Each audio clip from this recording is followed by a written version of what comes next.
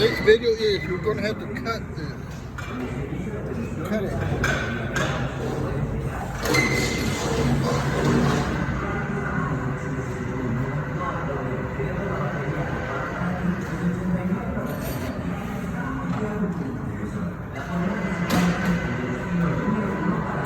We're gonna cut this short, and look how thick it is. Alright, hey, welcome to Skunk Work. In this video, I'd like to answer the questions that you guys put in the comments. Before I go there, I want to say thank you for those that subscribe. It's very hard to do this YouTube thing because a lot of people just watch the video, they don't leave comments, they don't leave a thumbs up or thumbs down, and YouTube is very bad, you know. That's why you've seen some of those shorts saying that that's it, no more videos. It's because the frustration and the anger that I take the time out of my life to put these videos up there. And the analytical says that a lot of non-subscribers are watching. They're watching, but they don't take the time to put a comment, leave a thumbs up or a thumbs down. They just watch and leave. Why? That hurts the channel and it hurts me, and I get angry, and sometimes I put, okay, all the time, I put it out on the videos, and you guys look at it and then you fall in two categories. You don't care or you complain. Hey, why are you so angry? Because you're watching my videos and you don't participate. Now YouTube makes the rules, and the rules are that if you don't hit that like button, you don't hit the comments, YouTube won't distribute my videos. So I have an audience of maybe a handful, and that's it. Why am I wasting all my time just for a few? You know, I have to do Instagram, I have to do, you know, instant messaging for that. But that's why the anger and everything on the video.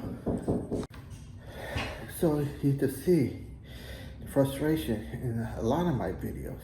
So this is why, you know, I'm putting out my videos out there, and I see in the analyticals on the creator side, something you don't have access to, that 98% non-subscribers are watching. And they don't participate. No comments, no thumbs up, thumbs down, nothing. And when YouTube hears all that, 98% non-subscribers and no participation, so my videos end up in the dead end. They don't get distributed to other people, and that's it. The channel does not grow. So a lot of my frustration comes from that. You know, if you don't like my video, that's fine. But so, like I say, you know, I like this format that, you know, you ask questions. I'm making a video answering your questions because, you know, I like doing this, and you can learn, you know. So I hope you guys keep it up. Ask questions in the comments, and then create a video and answer your questions. So I hope you keep it up. Like I said, it would be nice if I could get those 4,000 viewing hours and 1,000 subscribers. Right now, I just got 180 subscribers. So thank you for those people that did take the time to subscribe. And you know, I did put out a very long 1-hour video on G codes, creating G codes, and you know, hardly nobody watch. The viewership is low, and forget about the thumbs up or thumbs down. Nobody. It's like you guys don't care. So put in the comments what you like to hear, see what kind of videos. But when you guys don't see nothing, and I'm shooting in the dark, you know, and you wonder why the channel's no good, doesn't grow or whatever, you know, if you don't like it, just get other choices. But don't end up in my analytical saying you're a non-subscriber watching. All right? Be fair. All right, here we have the pump. You can see how you cannot put this on the bandsaw and cut it. And you cannot use a portal saw like somebody mentioned. All right, and the reason why, the shaft rotates. So you try to cut it, it's going to rotate on you. Same thing with the motor. Now, these two have to be in line, or else the pulley belts will not line up. Okay? Now, your shaft on both of them, they are hard. If you saw the sparks, you can see it contains very little carbon. These shafts are also heat treated. It's what's called a case hardened. It's about a 1/16. So if you apply any kind of bandsaw blade on there, even the bimetals, it would be very hard and you would damage that blade before it even did a little scratch. All right? So the other question was, why don't you order it like that? They don't come special order like that. The shaft comes the way it comes. The pump comes from Italy. Okay? This is a special length that the customer required, because where this pump unit is going to go in their area, it's very small. So this is customizable to their requirements. It's why it had to be cut. Access. So it's not that it was ordered wrong. It's special for the customer. All right, the requirements for the customer. All right, I hope I answered those two questions for you right there, why they were cut the way they're cut. And you can see the finish, nice and flat. And they're in line, so the belts will line up straight.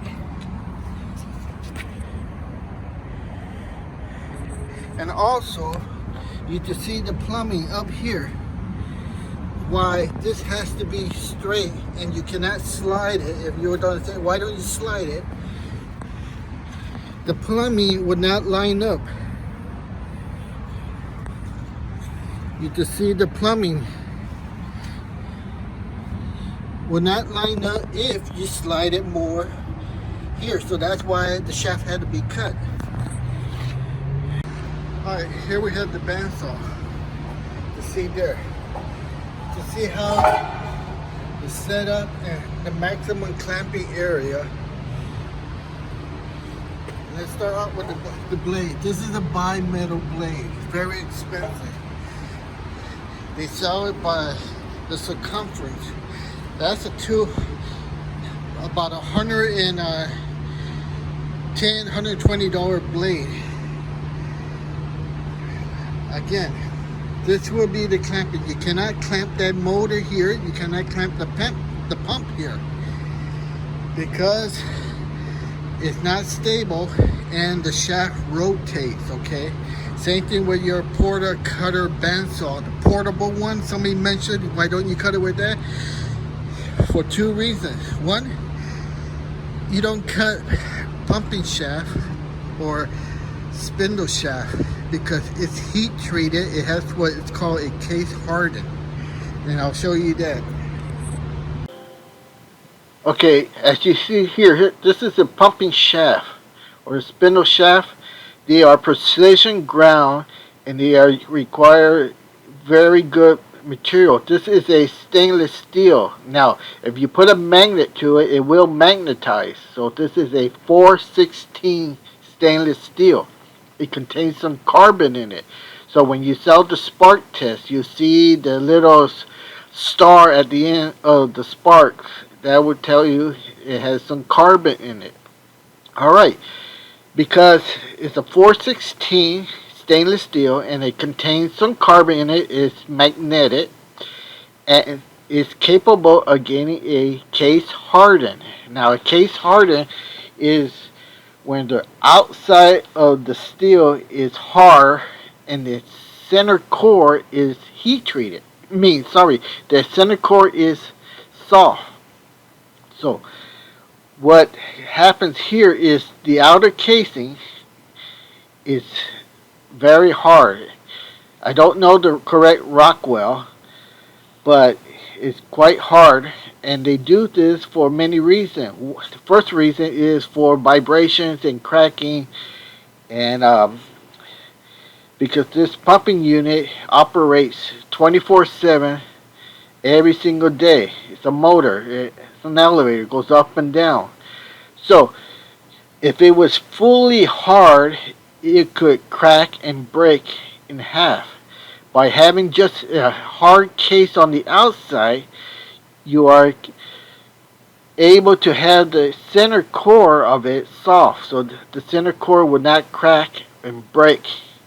The crack will only be on the outside if it gets any kind of crack, but the center core is still soft. So, because the outside core is about 1/16 case hardened, you are not capable of cutting it with any kind of bandsaw, portable bandsaw, no matter how good the blade is. Now, we use bimetal blade. Bimetal cutter blades are the toughest and the strongest you can get, very expensive. So they will not cut that. You would damage the saw blade. Alright, so I hope that answered that question about using a portable saw cutter or putting it in the saw and cutting it with the saw. You cannot do that. Alright, let's go to the next question.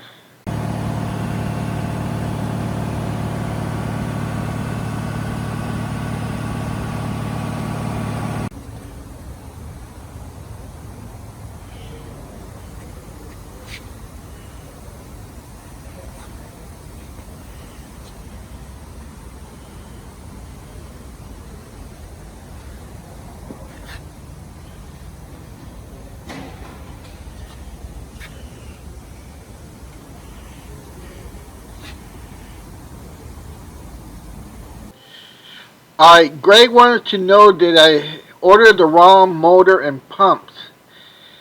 Why do we have to cut it? Alright, what happened is the customer ordered two of these pumps units. They're called dry pumps. And when they installed it into their rooms, they noticed that the width was too wide. As you could see in this video right here, the pulley guard is protruding too much. So what they did is they took the guard shield out and they cut on their own. They cut the shaft. This is a customer error. They did not measure their room correctly. So they cut one or two, and they had a hard time because they didn't want to cut the other one. So they shipped the other one back to us and we cut it. So the motors are stock. They come the way they come. The pump units come from Italy and they come the way they come in lengthwise. So this is a customized for space restriction on the customer area where they're going to put the dry units in. Usually it's a little room. Well, they didn't measure correctly. So these are modified to customer's specification. That's why we had to cut the shaft. So to answer your question, was the motor, can you order the motor with a shorter shaft? No. Can you order the pump with a shorter shaft? No. They come to a standard length. And the other question I'm going to fill here is, can you move the pump and the motor back more so you have more clearance? No, you cannot, because as you saw on the beginning of the film clip there, the plumbing above it is where it is, and you can't play around with that. You have no more throw. So the unit was designed as far back as possible, maintaining the plumbing above it. But the customer, again, they changed, they did not measure correctly. So it's not our fault for designing and building it to their original specification. It's the modification that the customer wanted that led to cutting the shaft. Alright, talk about losing your digits. You can't. We're using these thick leather gloves to hold the grinder, if you saw in the video, okay? So these would not cause you to lose your digits in case it explodes using the hand grinder, okay? And then some of you asking about using a smaller disc. These are 4-inch. I also got some thicker ones like this. And then I also got some thinner ones, which are 4.5. I wanted to get some from my regular distributor, 6-inch, and that's what we got. Alright, so we'll talk more about slitting it. There's one guy who mentioned to do it at an angle. Well, you can't do that at an angle, because the reason why the slitting saw will explode on you is because once you pinch it in there and if you twist it, there's where it causes it to explode. But if you keep it going straight, it will never explode on you. Alright, so that's the secret. You want to make that cut, you want to make it straight. You don't want to do it at an angle like this, like somebody suggested. That's wrong. That's how this thing will get pinched and explode, because you're causing the wheel to get caught and pinch between the two fingers like this, and then you twist it. That would cause it to explode. But if you keep it straight, it will never explode on you all day, forever. Doesn't matter using big ones like a 4-inch disc, 4.5, 5-inch, or a 6-inch. We use the 6-inch to cut that. Alright, so we'll go to the next one. Alright, so the last two questions were, didn't I say there was the last video I was going to do? Well, these videos were already in the pipeline. I already recorded them, so might as well use them. So that's why I put them in the shorts. Alright, and the last question is, why don't you rotate the shaft when you're cutting it? Well, by rotating it, you lose control and it will not cut straight, and you'll be fighting yourself with the friction. So it's not a good idea to have the shaft spinning while you're cutting it. And that's a good way to cause the grinding wheel to pinch and explode on you. So you don't want to do that. Alright, so I hope you guys enjoyed the videos with the explanation to your questions. I enjoy answering your questions. So I hope you guys write more comments. Tell me what you like, what you want to see. It's a two-way street. I'd like to thank all my subscribers that subscribe.